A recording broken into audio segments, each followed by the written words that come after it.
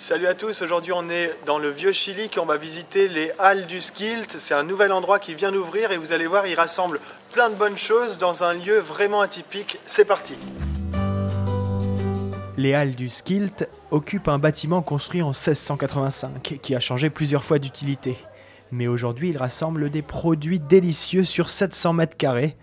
On commence notre visite chez le primeur. Quand vous dites ça vient de chez nous, c'est-à-dire ça vient vraiment, c'est du local. Donc c'est mon frère le producteur à Kolbsheim qui produit ça.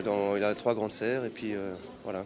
Les navets là que je vois, ils ont fait combien de kilomètres pour arriver ici? C'est une vingtaine de kilomètres à peu près. Allons voir David, le caviste. Ici, donc, on propose des vins d'un peu toutes les régions de France et même étrangers, puisqu'on a quelques vins italiens pour l'instant, seulement italiens. Bien sûr, on a l'Alsace forcément, mais aussi la Loire, puisque c'est une région qui monte. Le Languedoc aussi, qui monte énormément, d'où je viens. Je ne sais pas si on reconnaît l'accent. Et puis après, Vallée du Rhône, Bourgogne, Bordeaux, enfin voilà, on fait toutes les régions de France quasiment. Et donc, il est habituel pour vous de passer un petit moment aussi avec les clients, ça fait partie de l'esprit des Halles du Skilt? Ça fait partie de l'esprit que veut donner les Halles du Skilt, et puis ça fait partie de l'esprit du vin. La convivialité, c'est vraiment ça, le partage. Donc oui, c'est obligatoire. Donc là, on se trouve avec Violaine qui va nous parler de ses produits. Violaine, qu'est-ce que vous proposez ici? Donc, je propose les produits de la ferme familiale, la ferme auberge du Christelsgut à Breitenbach près de Münster, ainsi que ceux de la boucherie familiale d'Ischinger à Münster aussi. Parlez-nous un peu de ces endroits. Alors quand on s'y rend, ça ressemble à quoi l'endroit d'où viennent ces produits justement? Le Christelsgut, c'est une ferme où on a 55 vaches et 30 cochons. Donc on fabrique notre Münster, on fait du Seskas. Je ne sais pas si vous connaissez, c'est un Münster qui a 1 ou 2 jours et qu'on sert dans les fermes auberges avec du sucre, de la crème et du kirsch. Donc là, je suis en train de préparer un plateau, je n'ai pas tout à fait terminé. Donc là, c'est le Münster blanc. Je m'apprêtais à couper le Münster nature et le Barricas. Super. Voilà, et donc, je vais goûter le gendarme alors? Oui, ça c'est la queue du diable. C'est une spécialité maison de la boucherie. Donc c'est 80% de bœuf, 20% de porc et un tout petit peu de piment. C'est délicieux. Voilà. Et sinon, pour les amateurs de gendarme, ça ressemble au gendarme, mais ça a un petit goût différent. C'est un petit goût en plus. La tourte Münster jambon qui fait un carton ici parce que les gens ne connaissent pas. Écoutez, merci pour toutes ces découvertes et puis on dira à tous les Strasbourgeois, à tous les Chilicois de venir vous voir ici pour goûter vos produits parce qu'ils sont délicieux. Avec grand plaisir. Merci beaucoup. Merci à vous. Au revoir. Alors moi je suis basé au Neuf, dans la zone artisanale de la Clepso, depuis maintenant 11 mois. Et donc ici, qu'est-ce que tu viens présenter tes bières ici dans ce hall? On passe de la Rye, donc qui est une bière blonde, assez houblonnée, à une bière brune qui est basée à base de chocolat, de la grue de cacao, une Irish Red Ale, une blonde qui a été brassée pour la Casserole, le restaurant à Strasbourg. Et là, j'ai encore une blanche à base de camomille, orange et coriandre. Et à côté du brasseur, on retrouve la torréfactrice. C'est ça? On vous appelle comme ça? Vous êtes torréfactrice? Oui, normalement, torréfactrice, c'est non. Parce que ça n'existe pas au féminin. Donc, on va dire madame le torréfacteur. Quand on reçoit les graines, elles sont plus ou moins vertes, selon l'origine. Et elles sont 2 ou 3 fois plus petites que ça. Donc, ça s'appelle le développement. En fait, un café, il se développe comme un popcorn, en fait. Puisqu'il est plein d'eau. Donc en fait le fait d'extraire l'eau pendant la torréfaction va faire qu'il se développe et qu'il explose comme un popcorn.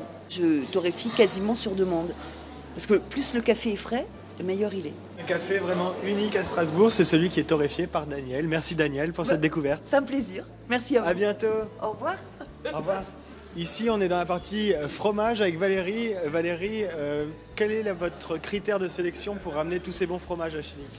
Nos critères de sélection, c'est le goût et la qualité. On se porte garant de nos producteurs, on se porte garant de la transparence, de là où ils viennent, de comment ils sont fabriqués. Et on travaille avec une multitude de petits producteurs. Vous nous montrez les perles, les choses à ne pas rater chez vous? Ça commence ici avec les comtés Marcel Petite qui commencent aux 5 mois jusqu'aux 30 mois. Le 30 mois n'est pas là aujourd'hui, mais on a toute une palette de comtés qui nous vient du Fort Saint-Antoine. Ensuite, les best-sellers, Notre best-seller à nous, ce sont nos cheesebox personnalisés qu'on peut commander. Et on a également plein de fromages à la truffe, avec le brie de moelle à la truffe de la Maison de la Truffe de Paris, le pecorino moliterno al tartufo qui sera par là, et la star du moment qui est le gorgonzola crémeux. Ça donne envie. Donc vous parliez d'une cheese box, c'est quoi? C'est-à-dire qu'on peut se faire un super plateau de fromage en s'adressant à vous?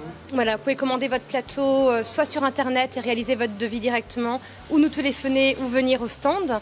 Et on réalise un plateau sur mesure selon vos critères, donc le nombre de personnes, l'événement. Écoutez, merci pour cette découverte et puis bravo pour tous ces bons fromages. Merci Valérie. Au revoir. On quitte les producteurs artisanaux et on se retrouve dans une autre allée. Et là, on va découvrir la boucherie et la poissonnerie. C'est parti. Ici, on est à la boucherie avec Stéphane. Stéphane, parlez-nous un peu de vos produits, d'où ils viennent, comment ils sont arrivés jusqu'ici. C'est des produits que je fabrique, donc j'achète mes bêtes chez mes fournisseurs. On essaie d'avoir de la bête de l'Allemagne, locale, donc élevée dans nos régions, abattue dans nos régions. Et après, je transforme mes viandes pour en faire de mes charcuteries maison. Donc le presse-cope, c'est avec des morceaux de jambon qui sont coupés, des morceaux de tête de cochon cuite. Donc une fois que c'est cuit, que c'est refroidi, on le coupe en petits cubes et on le met en gelée. Le consommateur ici, vous le mettez aux petits oignons, il va trouver le meilleur de la boucherie sur Strasbourg. J'espère. J'espère, je fais tout mon possible pour qu'il revienne et qu'il soit satisfait. Bon, à Strasbourg, on est loin de la mer, mais ici on s'en rapproche un petit peu. On va voir le poissonnier. Bonjour. C'est comment votre prénom? Thomas. Thomas, comment vous faites pour avoir de si beaux poissons ici à Schiltigheim? Alors on travaille directement, essentiellement avec Boulogne-sur-Mer. Donc on passe des commandes 3 jours à l'avance et ça revient assez frais. Donc c'est pêché la veille, expédié le lendemain. Et donc il y a 2 jours de préparation avant que le produit arrive ici. Donc c'est pas trop mal, on ne peut pas rêver de mieux. On fait des plateaux de fruits de mer et des préparations clientèle, des découpes tout simplement. Alors Thomas, si on cherche un plateau de fruits de mer, on peut s'adresser à toi, vraiment.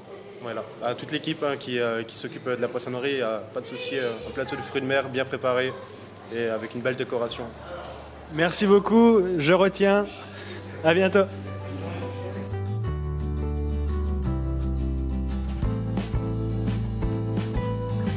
Donc la dernière surprise du Hall du Skilt, c'est ici, c'est cette exposition, c'est la partie culturelle du lieu. Roland, vous avez été chargé de créer, de conceptualiser cet endroit. Alors expliquez-nous ce qui va se produire ici.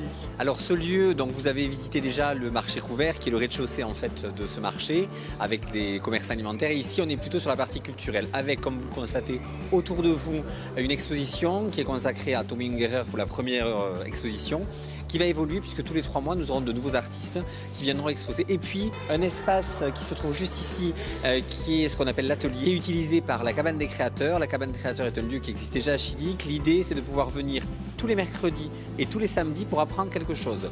On va faire du upcycling, il y aura des ateliers déco, des ateliers couture, etc.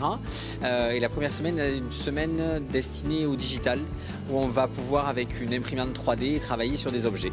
Donc à chaque fois qu'on viendra faire ses courses, on pourra repartir avec de la nourriture intellectuelle, c'est ça? Absolument, c'est tout à fait ça. Merci Roland. Merci beaucoup. À bientôt. Au revoir. Merci Cédric. Et à la fin d'une visite ici au Hall du Skilt, un dernier atout pour ce lieu, un bar tapas restaurant qui propose dans votre assiette le reflet de tout ce que vous venez de voir sur le marché. À la vôtre.